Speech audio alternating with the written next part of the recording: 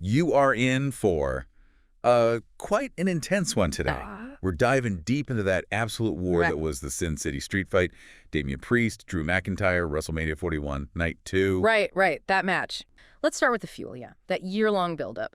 The commentary really painted a picture of McIntyre's torment. Yeah, and what's compelling is that consistent pattern, isn't it? Yeah. Priest just constantly thwarting McIntyre. Constantly. The audio lays it out pretty clearly. WrestleMania 40, that Money in the Bank cash-in, like immediately after Drew finally won the title. Oh, yeah, brutal timing. Clash at the Castle in Scotland, his home turf. Right. Royal Rumble elimination, Elimination Chamber elimination. Every single time it's Damian Priest. It's almost like a running gag, but like a really painful one for McIntyre. Right. You can almost hear the shift in his focus, can't you? It's not just about the championship anymore. No. The audio's got that quote, him saying he'll make Priest's life a living hell. That's not title talk. That's pure vengeance. Let's get into it. To start, the entrances. McIntyre comes out. He's got the Doom, the Dark Ages gear. Yeah, standing by that big stone samurai thing. Head bowed, and then nothing.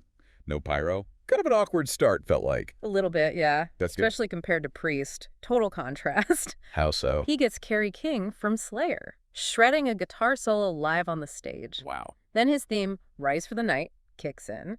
And interestingly, one of the written reports actually flags this as likely paid promotion. Ah, okay. The crossover stuff. Exactly, blurring the lines between wrestling and, wider entertainment. Makes sense. And the commentary guys picked up on Priest nodding to Kerry King. Right. But King was just zoned in. Totally focused on playing, yeah. Yeah. Barely glanced at Priest. Dedication. Huh, yeah. But that difference, McIntyre's kind of quiet start, Priest's rock concert entrance, it does set a specific mood, doesn't it? Definitely. And then, forget a clean start, bell rings. Or rather, before the bell rings. Yeah. Chaos. McIntyre just went straight for Priest.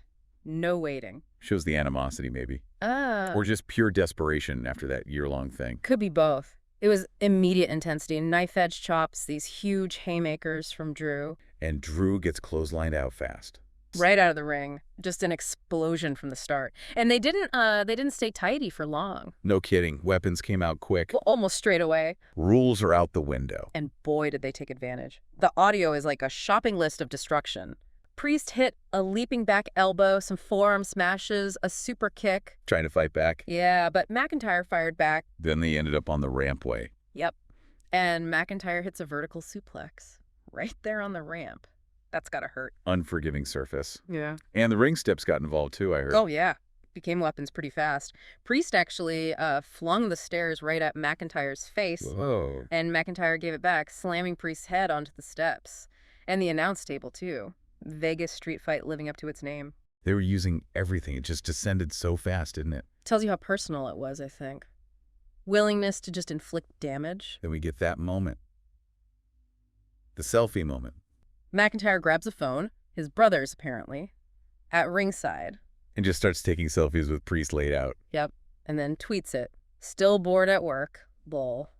Which is, a callback. To last year, yeah. It's like this weird mind game mixed with the violence. Exactly. That mix of brutality and, dark social media comedy.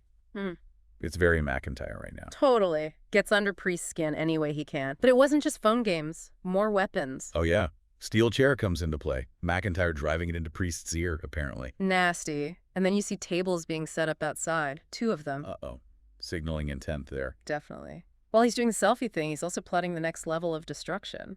Priest tried a few comebacks, though, right? Forearms. Brief ones, yeah. But McIntyre shut them down fast. Headbutt, clothesline over the top again. And then McIntyre flies. Somersault plancha over the ropes, taking it back outside. Athleticism there. Things really ramped up after that, didn't they? Near falls, counters. McIntyre sets up for the Claymore. Does big finish. And Priest desperately throws a chair at him to stop it. Yeah, like a last-ditch effort. But here's the thing. McIntyre still hit the Claymore. Even with the chair. Wow. But Priest kicked out. Only a 2 count. Incredible resilience there. What does McIntyre do then? Doesn't waste time. Just lays into Priest with the chair, multiple shots across the back, just pure punishment. Man. And it kept escalating. I heard something about the chair around the neck. Yeah, McIntyre wraps the chair around Priest's neck, goes for another claymore. But Priest counters this time. Into a chokeslam. Huge counter. Looked like maybe the tide was turning. Finally, some offense from Priest. And he makes McIntyre pay, grabs the chair himself, and just unloads with his own chair shots. Back and forth with the chair. Just brutal. Totally consumed by it, both of them. Willing to take it and dish it out. Okay, so then the tables become the focus. Chair gets wedged somewhere. Yeah, the turnbuckles, yeah. Then McIntyre hits a spine buster, setting things up, building to something big with the tables. Which he set up earlier. Exactly. He puts one in the center of the ring, clear sign. Then gets Priest on the top rope, hits this blistering chop, tries for an avalanche white noise. Risky move from the top. But Priest counters it, lands on his feet. Good counter. And then Priest uses the table. Turns the tables, literally, hits the razor's edge. His finisher. Through the table in the middle of the ring.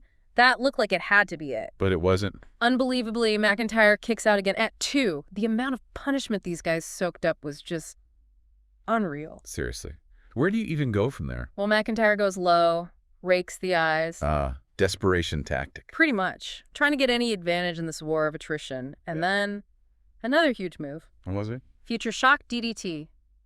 Onto the steel steps. Onto the steps. Ouch. Surely that's it. Priest kicks out. Again, the commentary guys were losing it, just talking about the sheer damage being absorbed. Incredible. What happened next? Just trading blows. Yeah, devolved into just palm strikes, chops. Like a primal fight. McIntyre lands a headbutt. Priest hits back with a lariat. And then another big table spot involving the ones outside. Right.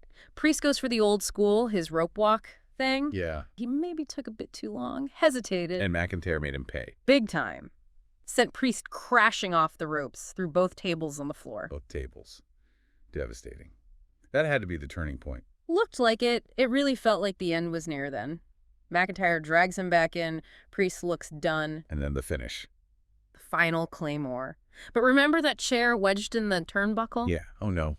McIntyre hits the claymore, driving Priest's head right into that chair. Jeez. That sounds sickening. The impact looked awful. The commentators reacted with, genuine shock. Said Priest might need a stretcher. Just brutal. So McIntyre gets the pin. Yep. After 13 minutes, 55 seconds, Drew McIntyre wins. And the analysis afterwards. What were people saying? Someone whose opinion carries, a lot of weight, Dave Meltzer. He weighed in on this one. Indeed he did. Meltzer gave the Sin City Street Fight 4 1/4 stars. Solid rating. Very solid, especially from him, He can be pretty critical. So that rating is like a strong stamp of approval on the match's intensity, the storytelling, the whole package within, pro wrestling terms. What about the match quality itself? Mixed views? Yeah, a bit. One review we looked at called it just okay.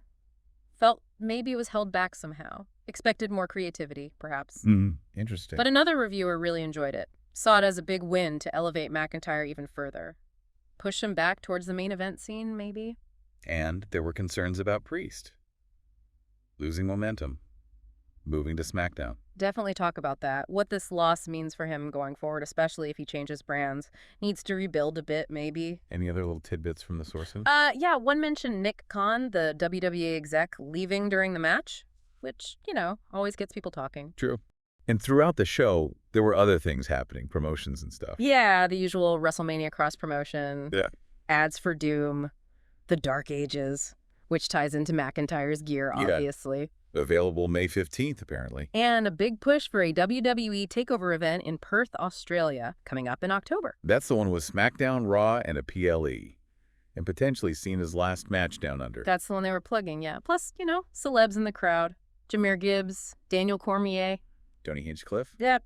Got booed, apparently. According to one source, yeah. And they even had the Goodyear blimp with Penta inside doing aerial shots. Random. Okay. And the theme song. Timeless by The Weeknd at Playboy Cardi. That was the official WrestleMania 41 theme. Gotcha. So, okay, let's wrap this up. Putting it all together, this Sin City Street Fight, it was just brutal, really personal. The end of a year-long story. Absolutely. You saw McIntyre's aggression, that calculated side, using social media. The selfies. And then Priest just showing incredible toughness, taking so much punishment. Kind of makes you think, with those different reviews, what does make a great street fight for you, the listener? Is it the story? The crazy spots? the weapons, the sheer violence. Yeah, it's subjective, isn't it? Different things appeal to different people. For sure.